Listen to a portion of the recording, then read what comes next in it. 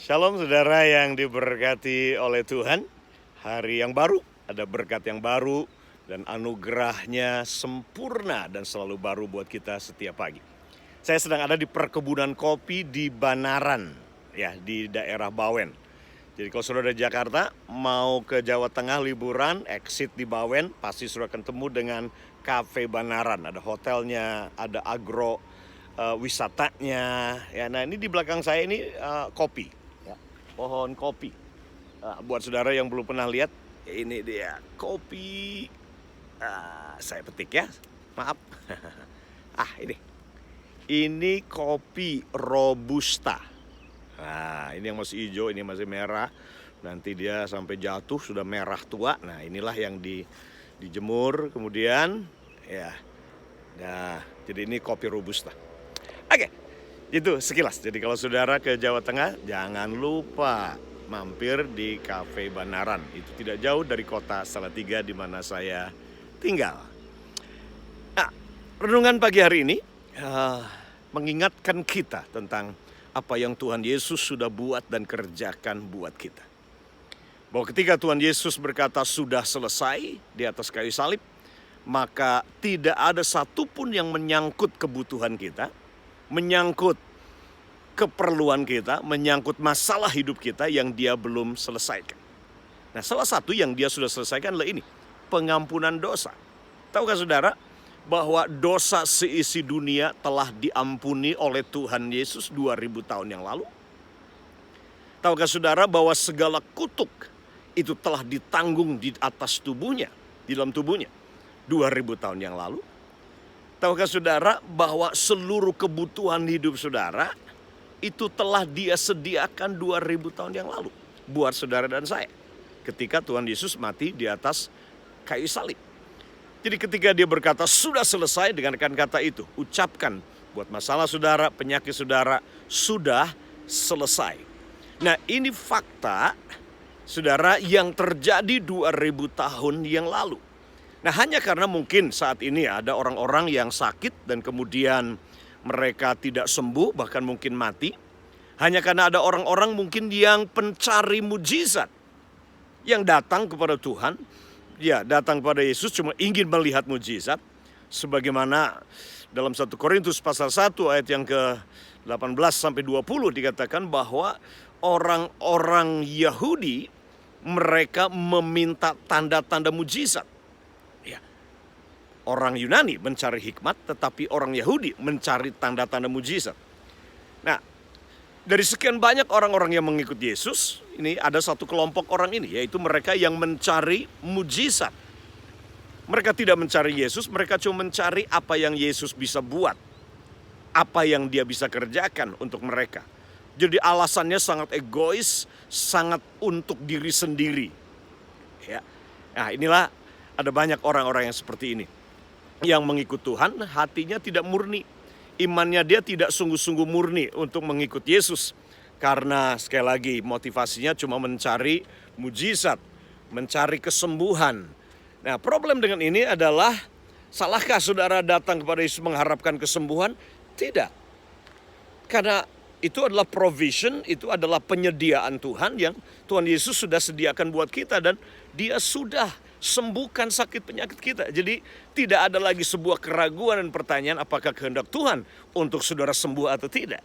Karena dia sudah menyembuhkan sakit penyakit saudara. Nah, ini fakta yang kita harus yakin dalam hati kita, yang kita harus pegang. Nah, hanya karena mungkin sekali lagi ada saudara yang mungkin sakit tidak sembuh. Atau bahkan mungkin saudara COVID-19 dan kemudian ada keluarga saudara yang meninggal, itu tidak merubah fakta bahwa Tuhan adalah Tuhan yang menyembuhkan. Tuhan adalah Tuhan yang sama. Tuhan adalah Tuhan yang ingin menyembuhkan sakit penyakit saudara. Itu tidak mengubah fakta dan realitas itu. Nah, ini waktu di mana kita harus sungguh-sungguh memegang kebenaran ini dengan kokoh dan kuat. Bahwa pengalaman kita dan apa yang terjadi dalam hidup kita itu tidak merubah firman. Tetapi firmanlah yang harus merubah pengalaman-pengalaman hidup kita. Kebenaran firman Tuhan ini otoritas tertinggi. Bukan pengalaman kita, bukan apa yang terjadi sekeliling kita, tetapi firman Tuhan ini harus memegang otoritas tertinggi. Seperti saya katakan tadi, problem dengan pencari-pencari mujizat adalah ini. Mereka akan dengan mudah sekali mendefinisikan ketika mujizat tidak terjadi, maka mereka berpikir Tuhan tidak ada. Atau Tuhan bohong. Atau Tuhan sudah tidak lagi buat mujizat hari ini. Nah, ini yang bisa terjadi. Nah, saya ingin tegaskan ini, saudara, bahwa Tuhan, ya, Tuhan yang buat mujizat. Tuhanlah Tuhan yang menyembuhkan. Tuhanlah Tuhan yang mampu melakukan semua segala sesuatu. Tuhan yang berkata tidak ada yang mustahil bagi yang percaya, dan bagi Tuhan tidak ada satu perkara pun yang sukar bagi Dia. Nah, pengalaman yang terjadi dalam hidup saudara itu harus diselaraskan dengan firman. Bukan firman yang kemudian menyelaraskan dengan pengalaman saudara. Pengalaman apapun, termasuk pengalaman saudara mungkin belum sembuh atau tidak sembuh dari sakit penyakit. Atau saudara berdoa untuk mujizat tapi mujizat belum terjadi atau bahkan tidak terjadi. Pengalaman itu tidak merubah firman. Tetap firman Tuhan itu kekal. Bahkan langit bumi akan lenyap.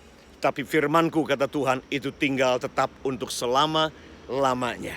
Jadi renungkan kebenaran ini. Biarkan firman itu yang mengubah pengalaman saudara. Biarkan kebenaran yang kekal. Inilah saudara yang mengubah apapun yang terjadi dalam hidup saudara. Nah, mungkin saudara berkata fakta. Karena kebenaran itu adalah fakta yang saudara alami, yang saudara lihat mungkin setiap hari. Tapi saya ingin katakan begini. Kebenaran bukan hanya sekedar sebuah fakta. Tapi kebenaran itu adalah pribadi. Siapa? Pribadi Yesus sendiri. Pribadi Tuhan, itulah kebenaran yang kekal, yang tidak berubah dulu, kemarin, sekarang, dan selama-lamanya. Yesus tetap sama, hari ini, kemarin, dan selama-lamanya. Oleh karena itu, saudara, pegang Yesus dan firman-Nya, karena inilah kebenaran yang tidak berubah. Pengalaman sudah bisa berubah, fakta yang sudah lihat bisa berubah, bahkan hasil research, bahkan hasil survei itu akan berubah dalam hitungan menit, dalam hitungan jam, itu akan berubah. Semua fakta, hasil penemuan sains, hasil penemuan para peneliti-peneliti itu akan berubah.